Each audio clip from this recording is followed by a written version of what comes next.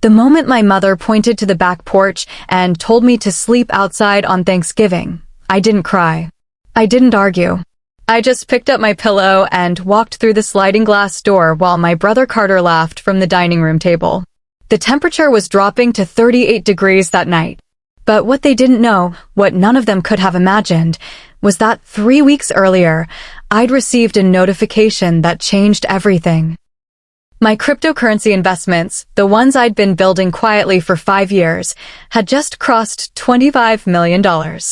I was 24 years old, and I was done being invisible. My name is Sophie, and this is the story of how one frozen night finally thawed years of being treated like I didn't matter.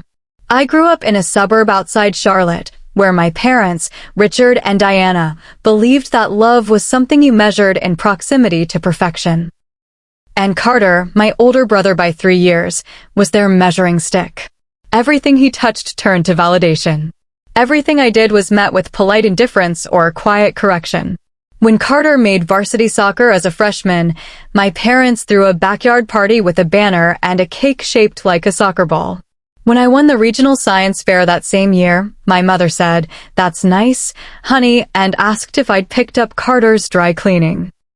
The pattern was so consistent it became invisible, like wallpaper you stop noticing until someone points it out. By the time I was 16, I'd learned to navigate their world by staying out of it. I studied alone. I ate dinner quickly. I made myself small enough that my presence never disrupted Carter's spotlight. My father worked in finance, always talking about markets and opportunities, but only when Carter was in the room. He'd explain investment strategies to him like he was grooming a protege. I'd sit 3 feet away, invisible. One night, I asked a question about compound interest. My father glanced at me, then back at Carter. "This is pretty advanced stuff, Sophie.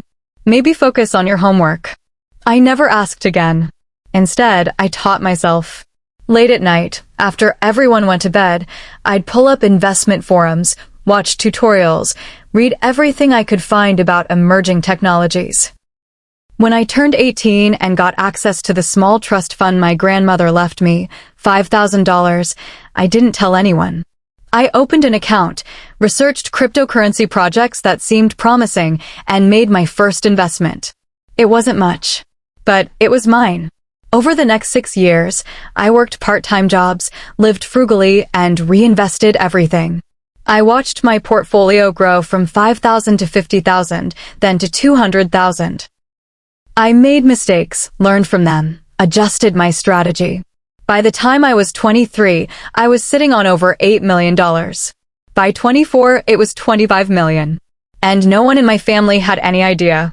Not because I was hiding it maliciously, but because they never asked. They never asked what I did with my time, what I cared about, what kept me up at night. To them, I was Sophie, the quiet one, the one who didn't need much attention because she never seemed to want it. But wanting and needing are 2 different things. I wanted acknowledgement. I needed respect. And I was about to stop waiting for either.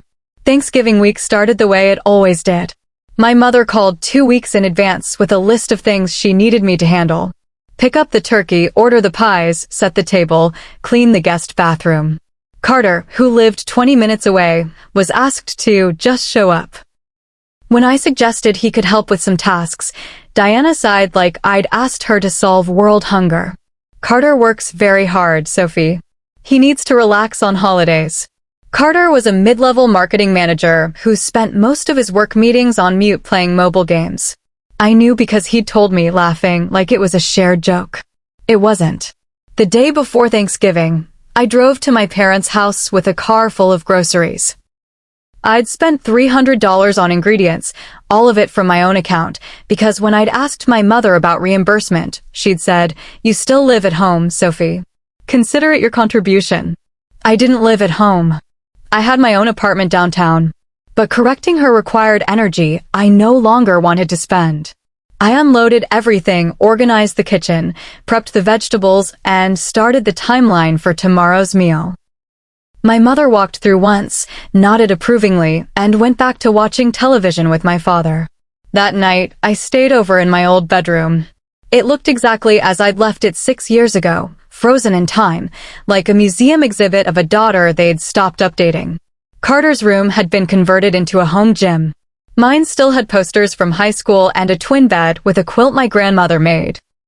I lay there staring at the ceiling, feeling the familiar weight of being back in this house, in this role, in this script I never auditioned for. Tomorrow would be different, I told myself. Tomorrow I'd try one more time to be seen. Thanksgiving morning arrived with the kind of cold that makes your breath visible. I woke up early, started the turkey, prepped the sides, set the table with the good china my mother only used once a year. Everything was timed perfectly. By noon, the house smelled like butter and rosemary. My parents' friends started arriving, filling the living room with laughter and the clinking of wine glasses. Carter showed up at 1, hugged everyone dramatically, and immediately became the center of every conversation. I stayed in the kitchen, basting, stirring, checking temperatures. At 3, we finally sat down to eat. 18 people crowded around the extended dining table. I'd cooked everything except the pies, which I'd picked up from the bakery my mother preferred. As plates were passed and glasses refilled, my father stood to make a toast. "I'm grateful for family," he said, his voice warm and sure.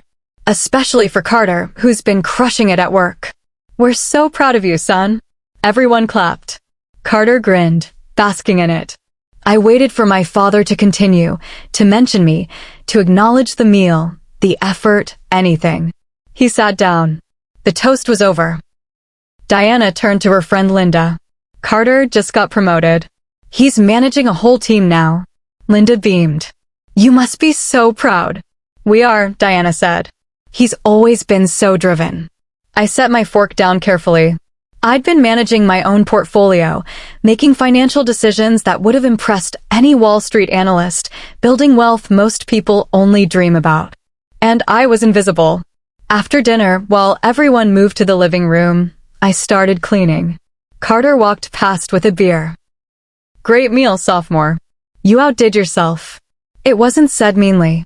That was the worst part. He genuinely thought he was being nice. By 8, most of the guests had left. My parents sat on the couch, exhausted from hosting. Carter sprawled in the recliner, scrolling his phone. I finished loading the dishwasher and walked into the living room. "I'm going to head home," I said. My mother looked up. "Actually, Sophie, we need your room tonight." I blinked. "What?" "Linda's daughter is staying over. She's going through a divorce and needs somewhere quiet. You understand." I stared at her. "I cooked the entire meal. I've been here since yesterday. You're giving away my room." Diana's expression tightened. "It's not your room anymore, Sophie. You moved out. And, honestly, you're being a bit dramatic." My father nodded. "It's one night. You can sleep on the porch. We have that daybed out there." The porch. The unheated, enclosed back porch where we stored gardening tools and old furniture. "It's going to be 38 degrees tonight," I said quietly. Richard shrugged. "There are blankets. You'll be fine. Linda's daughter needs this more than you need to be comfortable." Carter didn't even look up from his phone. That's when I understood with perfect clarity. It wasn't about the room. It was about my place in this family.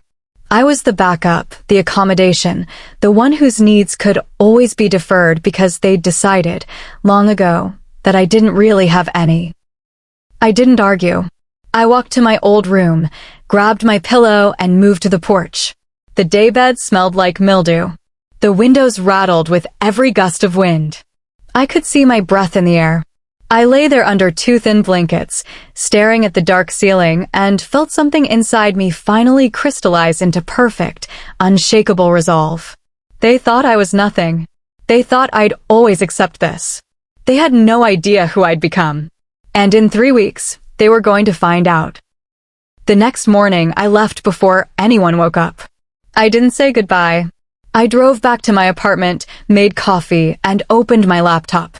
The numbers on the screen glowed back at me. $25,300,000. I'd built this. Alone. Without their belief, without their support, without their attention. And now I was going to build something else. A boundary they couldn't cross. I started with a lawyer. Her name was Monica Chin, and she specialized in family law and estate planning. I'd found her through referrals in a private wealth management group I'd joined online. When I explained my situation, she didn't flinch. "You want to protect your assets from your family?" she asked. "I want to make sure they never have access to anything I've built. And I want to formalize that if they ever try to claim they contributed to my success, there's documentation proving otherwise." Monica nodded. "We can do that.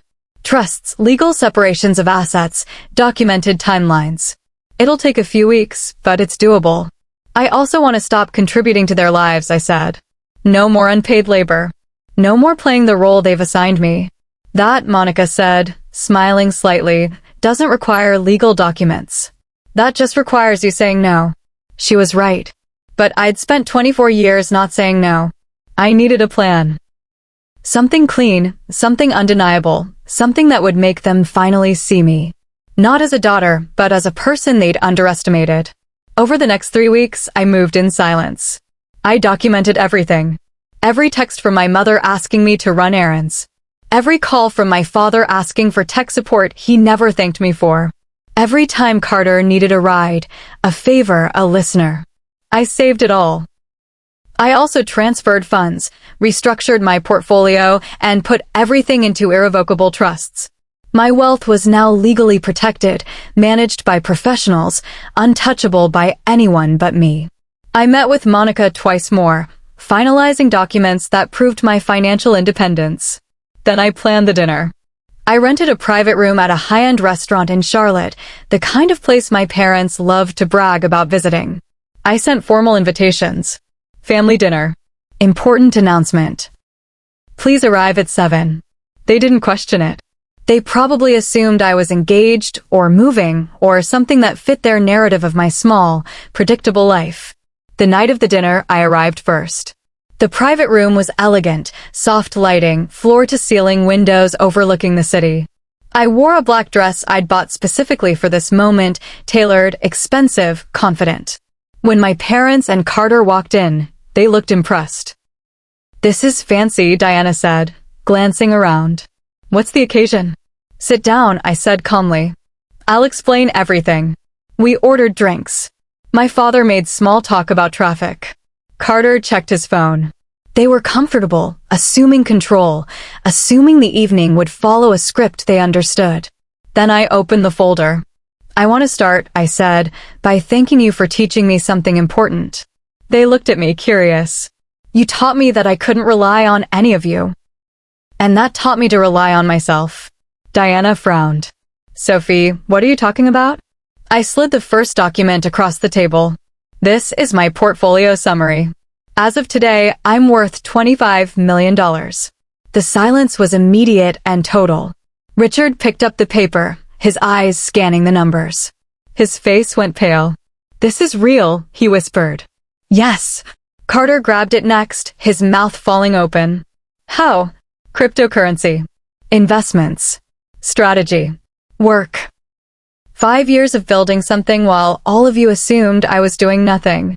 Diana's hands trembled. "Why didn't you tell us?" "Because you never asked," I said simply. "You never asked what I was working on. You never asked what I cared about. You never asked anything, because you decided a long time ago that I wasn't worth your attention." Richard shook his head. "That's not fair." "Fair," I said, my voice sharp. "You made me sleep on a porch in 38-degree weather on Thanksgiving because someone else's comfort mattered more than mine. You gave Carter a home gym and left my childhood room untouched like a time capsule of a daughter you stopped updating. You celebrated his promotion and didn't even acknowledge that I cooked an entire holiday meal. Don't talk to me about fair." Carter looked stricken. "Sophie, I didn't know." "You didn't want to know," I corrected. "None of you did. Because knowing would have required effort. And I was never worth the effort." I slid the second document across. "This is a legal separation of assets. Everything I've built is now in irrevocable trusts. You will never have access to it. Not as a loan. Not as a gift. Not as an inheritance." Diana's face crumpled. "You're cutting us out?" "I'm protecting myself from people who've already cut me out of everything that mattered." The room felt smaller, heavier. My father's voice cracked when he spoke. We didn't mean to make you feel that way. Intent doesn't erase impact, I said. You made choices. Every single day. And those choices told me exactly where I stood. For a long time, no one spoke. Then Carter, his voice barely above a whisper, said, "What do you want from us?" I looked at him, then at my parents. I don't want anything. That's the point. I'm done waiting for you to see me. I'm done shrinking so you feel comfortable. I'm done pretending this is a family.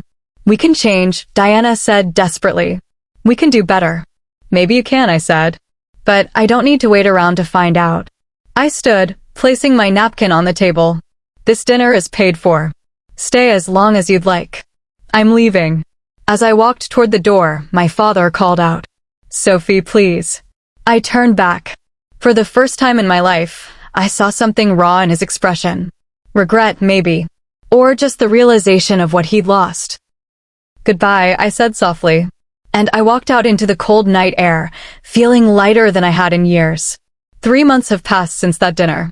My parents have tried reaching out, awkward texts, voicemails that start strong and trail off into silence. I respond occasionally, polite but distant.